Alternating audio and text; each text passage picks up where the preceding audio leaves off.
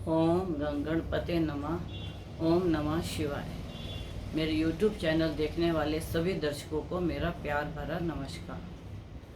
आज मैं आपको नवरात्रों के बारे में और जो खप्पर योग चल रहा है उसके बारे में बताने के लिए आई हूँ कि खप्पर योग का क्या फलित होता है और यह सब राशियों पे क्या फल करेगा और इसका हमारे देश पर क्या इसका असर होगा।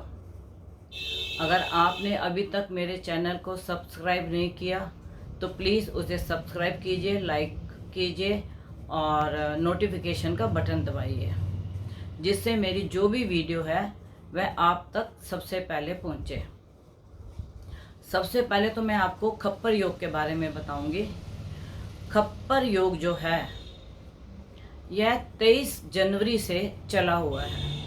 आपने दुर्गा सप्तशती में सुना होगा, पढ़ा होगा, इसमें सुनने की तो बात नहीं है, पढ़ा होगा कि जब माँ राक्षसों का वध करने आई थी तो उसने माँ काली को बोला था कि अपना खप्पर उठा लो और जिन भी राक्षस का मैं वध कर रही हूँ उनका आप खून अपनी जीवा से लप लपा के पीजिए और जो मांस बचेगा वह गीदड़ियों के लिए और कौओं के लिए वह मांस उनका भोजन ग्रास बनेगा। तो खप्पर का मतलब शुभ भी होता है, अशुभ भी होता है। अब जो ये 23 जनवरी से चला है तो पहला खप्पर योग था 23 जनवरी से लेके 13 फरवरी तक। दूसरा खप्पर योग था 13 फरवरी से लेके 25 मार्च तक, फागुन तक। और फागुन के बाद अब यह 23 अप्रैल तक खप्पर योग चलेगा, तीसरा खप्पर योग। तो यह सब राशियों के लिए 12 राशियां 12 भाव के लिए यह अति शुभ नहीं है और अति अशुभ भी नहीं है। जिनको शनि मंगल की युति चल रही है या दशा चल रही है मंगल शनि और राहु की, उनके लिए खप्पर योग हानिकारक होगा। और जिनको शनि मंगल और राहु की युति नहीं चल रही उसके लिए यह काफ़ी नुकसानदायक नहीं होगा। और जो यह खप्पर योग 13 फरवरी से लेके फागुन तक चला है, मध्यम था, और जो फागुन से अप्रैल 23 तक चलेगा इसमें बहुत से उपद्रव होंगे, क्योंकि सबसे पहले इसी समय में बुध भी नीच का है और मंगल की युति राहु के साथ अंगारक योग की बनेगी। जब मंगल की युति राहु के साथ अंगारक योग की बनेगी तो आप इसमें देखिए बहुत से उपद्रव होंगे, लड़ाई झगड़े होंगे और मतलब बहुत सी ऐसी घटनाएं होंगी जो आपको पहले नहीं सुनी होंगी। और इसके अंदर खप्पर योग के अंदर किसी नेता, किसी अभिनेता, किसी प्रसिद्ध व्यक्ति की मृत्यु या हत्या भी हो सकती है। वह फिल्म जगत से भी हो सकता है, राजनेता से भी हो सकता है और किसी अच्छे उच्च पद का बिजनेसमैन भी हो सकता है जिसकी हत्या या मृत्यु हो सकती है।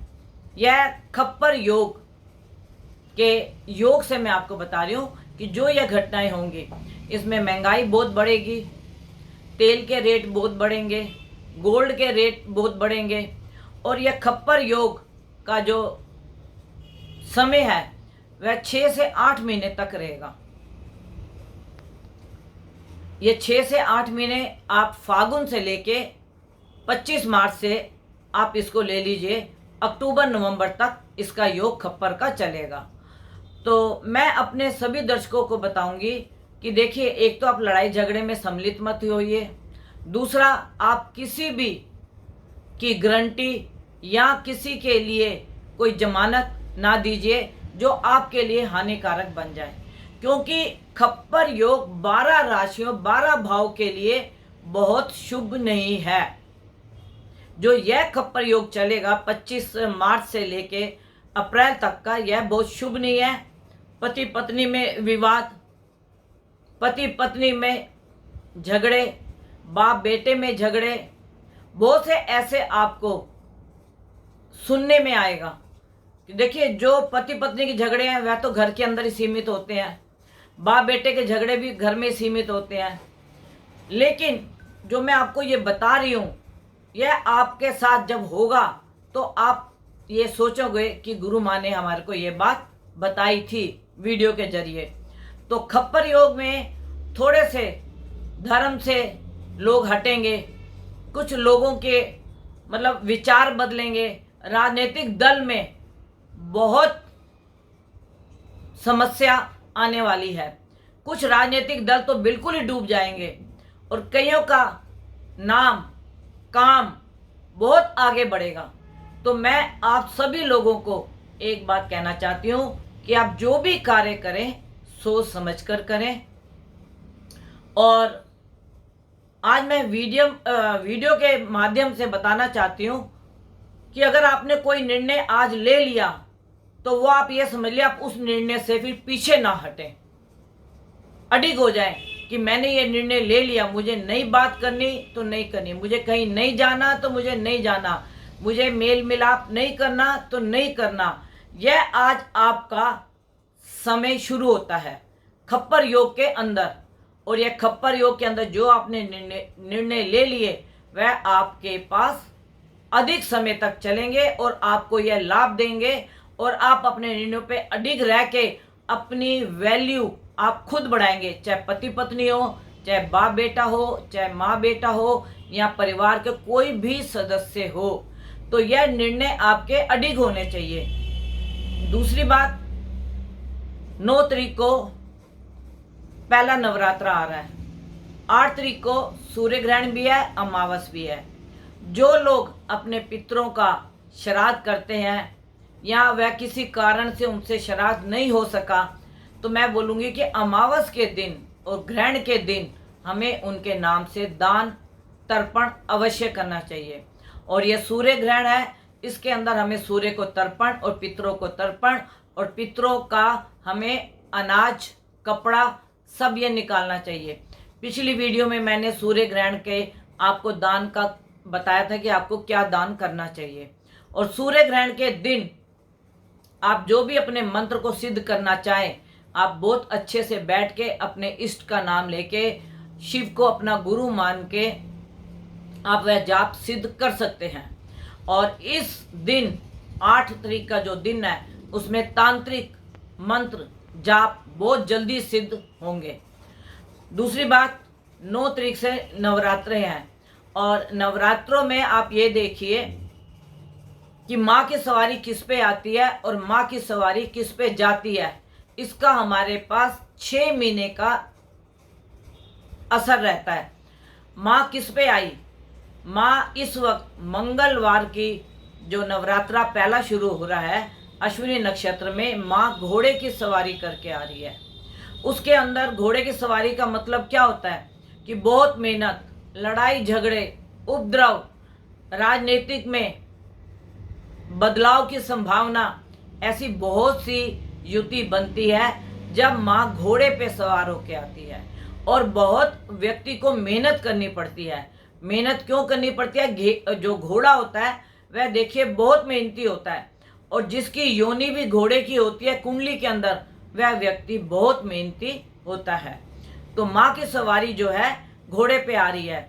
और 9 तारीख को नवरात्रे हम माँ के इस तरीके से मनाएं, उत्सव की तरह, जैसे हमारे घर में एक बहुत अच्छा बड़ा उत्सव हो रहा है कि माँ हमारे घर पे आ रही है। दूसरा, आप खेतरी बीजें, आप माँ को भोग लगाएं। माँ को डेली आप खीर का भोग लगा सकते हैं, कभी साबूदाने की खीर, कभी सुहाग के चावल की खीर, कभी मखाने की खीर। आप तरह तरह की खीर बना के माँ को डेली आप भोग लगा सकते हैं।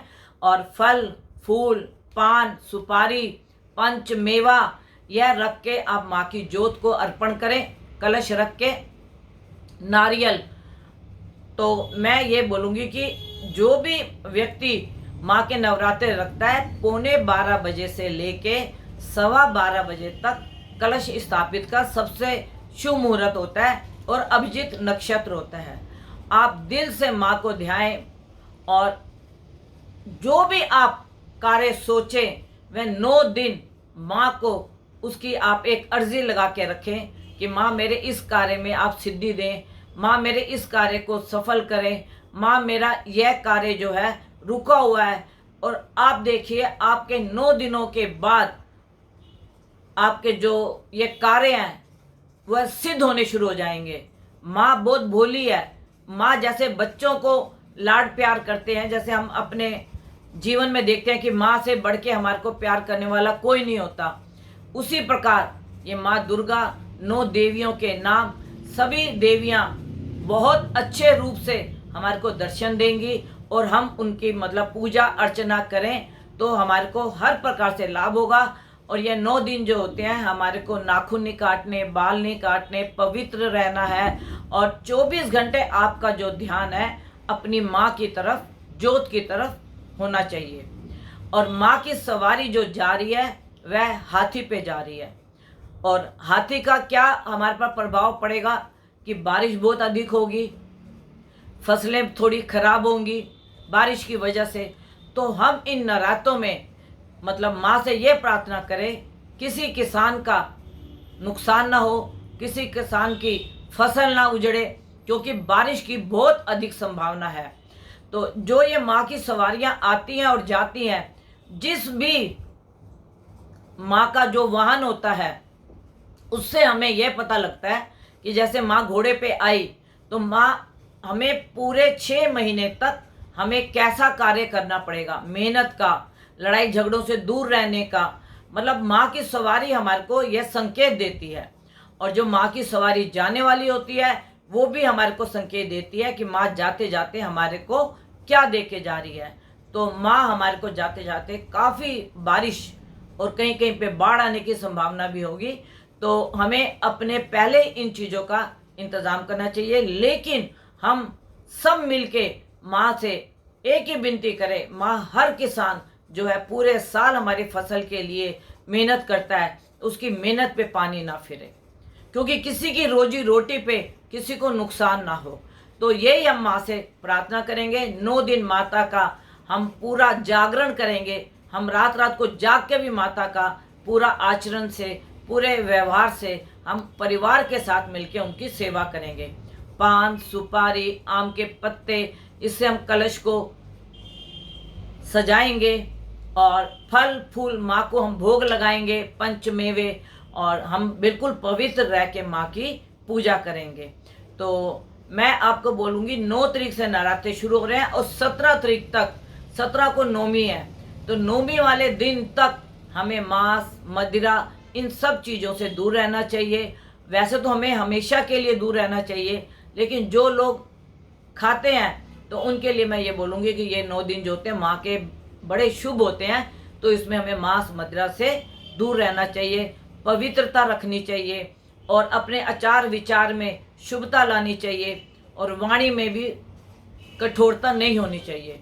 तो मैं आज अपने दर्शकों को यहीं पे विराम करूंगी और जो मेरे से अपनी कुंडली का अवलोकन कराना चाहे 11 बजे से 4 बजे तक में आप अपनी कुंडली का अवलोकन करा सकते हैं।